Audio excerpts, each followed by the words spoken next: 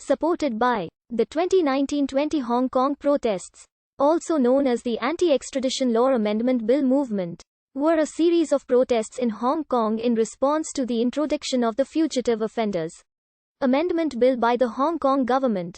The bill would have allowed extradition to jurisdictions with which Hong Kong did not have extradition agreements, including mainland China and Taiwan.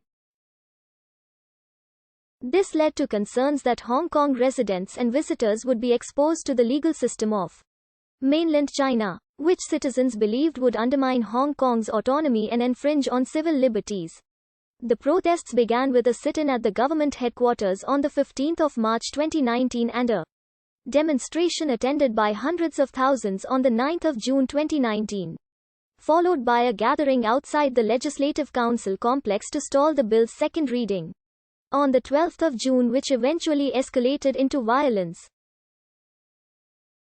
On the 16th of June, just one day after the Hong Kong government suspended the bill, an even bigger protest took place to push for its complete withdrawal and in reaction to the perceived excessive use of force by the Hong Kong police force on the 12th of June. As the protests progressed, activists laid out 5 key demands, namely the withdrawal of the bill, an investigation into alleged police brutality and misconduct, the release of all the arrested, a retraction of the official characterization of the protests as riots, and the resignation of Carrie Lam as chief executive along with the introduction of universal suffrage in the territory.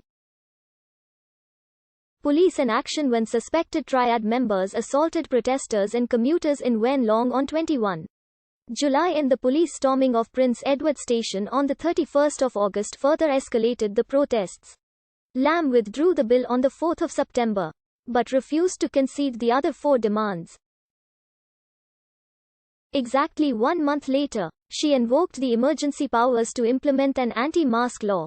To counterproductive effect, confrontations escalated and intensified, police brutality and misconduct allegations increased, while some protesters started using petrol bombs and vandalizing pro-Beijing establishments and symbols representing the government.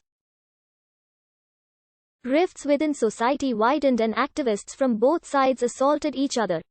The storming of the Legislative Council in July 2019, the deaths of Chow Tsz Lok and Luo Changking, the shooting of an unarmed protester, and the sieges of 2 universities in November 2019 were landmark events. After the conflict at Chinese University and siege of the Polytechnic University, the unprecedented landslide victory of the pro-democracy camp in the district council election in November and the COVID-19 pandemic in early 2020 brought a little respite.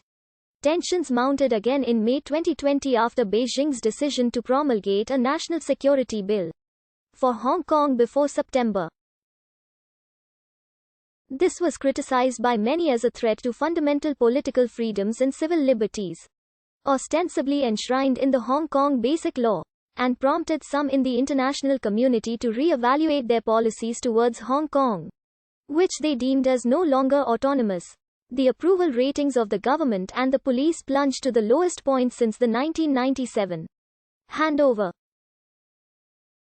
The Central People's Government alleged that foreign powers were instigating the conflict.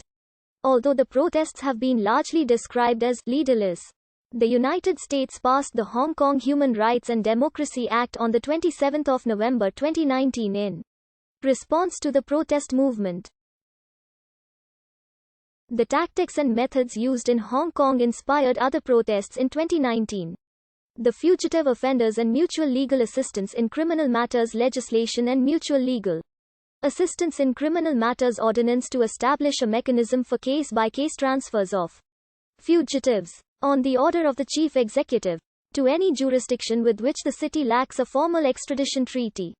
The inclusion of mainland China in the amendment is of concern to Hong Kong society.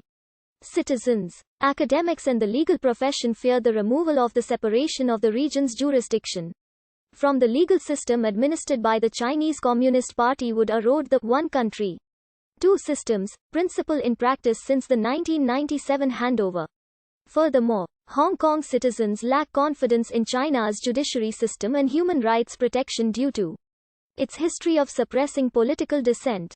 Opponents of the bill urged the Hong Kong government to explore other mechanisms, such as an extradition arrangement solely with Taiwan, and to sunset the arrangement immediately after the surrender of the suspect. The 2019-20 Hong Kong protests came 4.5 years after the Umbrella Revolution of 2014, which began after the decision of the Standing Committee of the National People's Congress regarding proposed reforms to the Hong Kong electoral system, which were largely seen as restrictive. However, the movement ended in failure as the government